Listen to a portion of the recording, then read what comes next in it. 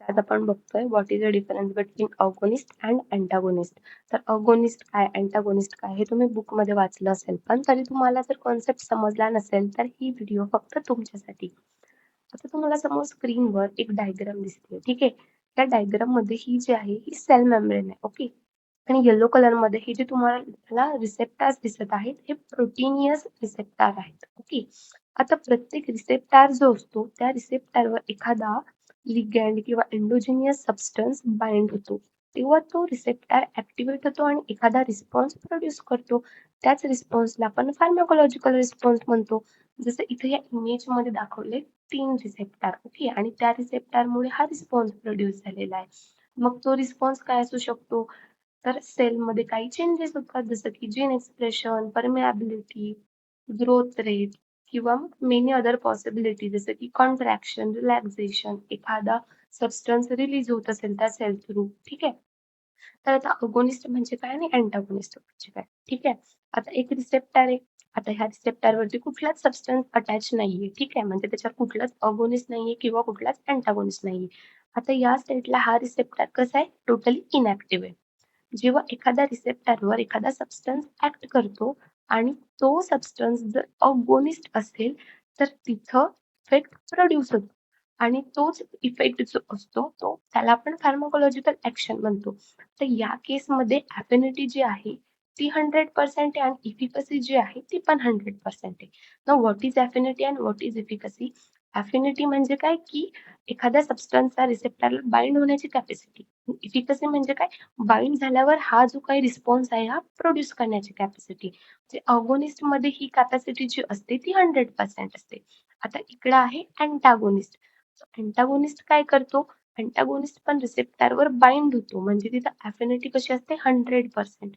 पण तो cellular response कुठलाच प्रोड्यूस करत नाही, म्हणजे इफिकसी कशी असते तिथं 0%. म्हणजे अँटागोनिस्ट जो आहे हा फक्त ब्लॉक करतो त्या रिसेप्टरला, तो कुठलाच इफेक्ट प्रोड्यूस नाही करत. आपण बघितलं अगोनिस्ट अँड अँटागोनिस्ट. अँटागोनिस्ट मध्ये आपण काय म्हटलं की 100% इफेक्ट प्रोड्यूस होतो, पण अँटागोनिस्ट मध्ये कसा इफेक्ट प्रोड्यूस होतो? 0 इफेक्ट प्रोड्यूस होतो. आता अँटागोनिस्टचे पण प्रकार आहे. पहिला आहे रिव्हर्सिबल, दुसरा आहे इरिव्हर्सिबल. रिव्हर्सिबल म्हणजेच काय? समजा इथे एखादा रिसेप्टर आहे, त्या रिसेप्टर एखादा लिगॅंड बाइंड झाला. आता तो लिगॅंड बाइंड झाल्यानंतर काही वेळाने तो निघून जात असेल, ठीक आहे. आता रिव्हर्सिबलचे पण 2 प्रकार आहे, कॉम्पिटेटिव्ह आणि नॉन कॉम्पिटेटिव्ह.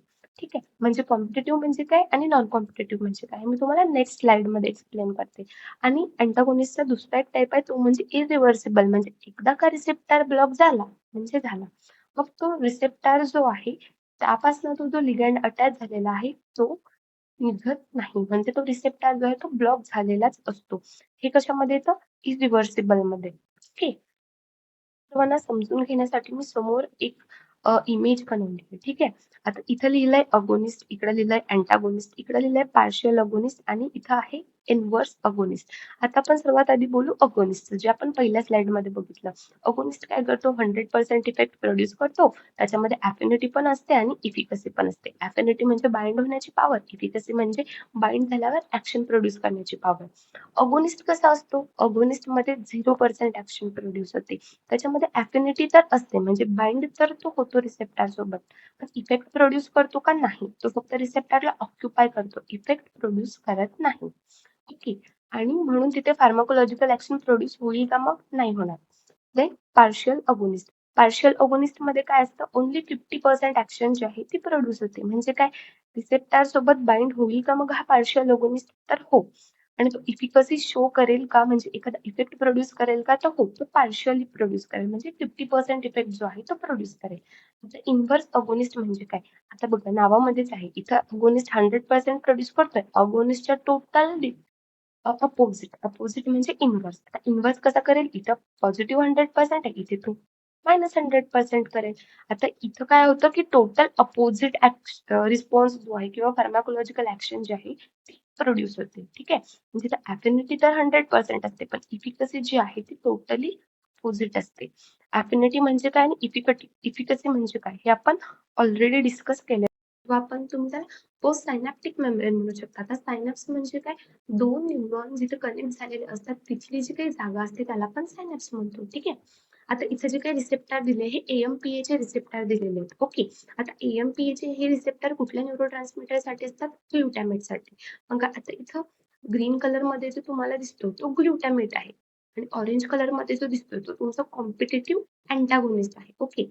आता नॉर्मली हे रिसेप्टर कशाचे आहेत? ग्लुटामेटचे. मग याच्यावर काय बाइंड होईल? ग्लुटामेट. ग्लुटामेट ॲज अ काय ऍक्ट करेल? अगोनिस्ट ऍक्ट करेल. ओके. म्हणजे नॉर्मल फार्माकोलॉजिकल ऍक्शन जे आहे ते प्रोड्यूस होईल. आता ग्लुटामेट हा कसा न्यूरोट्रान्समीटर आहे त्यानुसार तो ऍक्शन प्रोड्यूस करतो. आता याला कॉम्पिटिशन करण्यासाठी इथं काय आहे ऑरेंज कलरमध्ये? हा आहे तुमचा कॉम्पिटिटिव्ह अँटागोनिस्ट. ठीक आहे. म्हणजे हे रिसेप्टर अगोनिस्ट साठीचे आहे पण तिथं अँटागोनिस्ट बाइंड होऊ शकतो. ठीक आहे. म्हणजे इथं कॉम्पिटिशन होते दोन लिगँड्स मध्ये रिसेप्टर ऑक्युपाय करण्यासाठी. ओके. मग याला आपण म्हणू शकतो कॉम्पिटिटिव्ह अँटागोनिस्ट. म्हणजे साईट सेम आहे पण इथं बाइंड कोणाला करायचंय? अगोनिस्टला पण आणि अँटागोनिस्टला पण. या केसमध्ये आपण काय म्हणू शकतो की इथं कॉम्पिटिटिव्ह अँटागोनिझम शो होतंय. आता ही दुसरी इमेज जी आहे इथं तुम्हाला ब्लॅक कलर मध्ये दिसतंय नॉन कॉम्पिटिटिव्ह अँटागोनिस्ट. आता याची आणि ह्या ग्रीन कलर मध्ये जो तुम्हाला लिगँड दिसतो जो तुमचा ग्लुटामेट आहे याची बघा बरं साईट सेम आहे का? रिसेप्टरवर बाइंड व्हायची नाही. हा नॉर्मल लिगँड जिथं बाइंड होतोय तिथं ग्लुटामेट बाइंड होतोय आणि हा ब्लॅक कलर मध्ये जो नॉन कॉम्पिटिटिव्ह अँटागोनिस्ट आहे हा इथं ब्ल्यू कलरच्या रिसेप्टरवर त्याची साईट वेगळी आहे. आता ह्या दोघांमध्ये कॉम्पिटिशन राहील का? नाही राहणार. हा दुसऱ्या साईडवर ब्लॉक होतोय हा दुसरी साईड ब्लॉक करतोय. ठीक आहे. म्हणून याचं नाव काय असणार आहे? Non competitive antagonist. आणि ह्या मेकॅनिझमलाच काय म्हणतात? Non competitive antagonism. एक आहे कॉम्पिटिटिव्ह अँटागोनिझम, एक आहे नॉन कॉम्पिटिटिव्ह अँटागोनिझम. ओके. पर्यंत मी तुम्हाला सांगितलं अगोनिस्ट काय असतो, अँटागोनिस्ट काय असतो, पार्शियल अगोनिस्ट काय असतो, इन्व्हर्स अगोनिस्ट काय असतो. ठीक आहे. आता इथं समोर काही तुम्हाला डायग्राम्स किंवा ग्राफ दिलेले आहे. सर्वात आधी आपण हा बघूया फार्माकोलॉजिकल अगोनिस्ट. आताच मी तुम्हाला सांगितलं अगोनिस्ट काय करतो? रिसेप्टरला ऑक्युपाय करतो, अँटागोनिस्टला तिथं बाइंड होऊ देत नाही. आता हे कुठलं मेकॅनिझम असेल सांगा मला पटकन. तर हे मेकॅनिझम आहे तुमचं कॉम्पिटिटिव्ह अँटागोनिझमचं. ठीक आहे. म्हणजे इथं अगोनिस्टला पण ऍक्ट व्हायचंय, अँटागोनिस्टला पण सेम साईडला ऍक्ट व्हायचंय. ओके. आता हा जो एक ग्राफ आहे हा तुम्ही एक्झाम मध्ये ड्रॉ करू शकता. इफेक्ट म्हणजे कुठला? बायोलॉजिकल इफेक्ट किंवा फार्माकोलॉजिकल इफेक्ट. आणि हा आहे डोस. आता कॉन्स्टिट्यूटिव्ह ऍक्टिव्हिटी एखादी प्रोड्यूस होते. ठीक आहे. जर तिथं अगोनिस्ट आला तर कशी ऍक्शन प्रोड्यूस होईल? फुल 100%. जर तिथं अँटागोनिस्ट आला तर ऍक्शन कशी प्रोड्यूस होईल? 0% म्हणजे स्ट्रेट ग्राफ. जर तिथं इन्व्हर्स अगोनिस्ट आला तर टोटली अपोजिट. फुल अगोनिस्टच्या अपोजिट म्हणजे ग्राफचा कर्व जो आहे तो डाऊन साईडला जाईल आणि partial agonist in between full agonist and antagonist. Okay.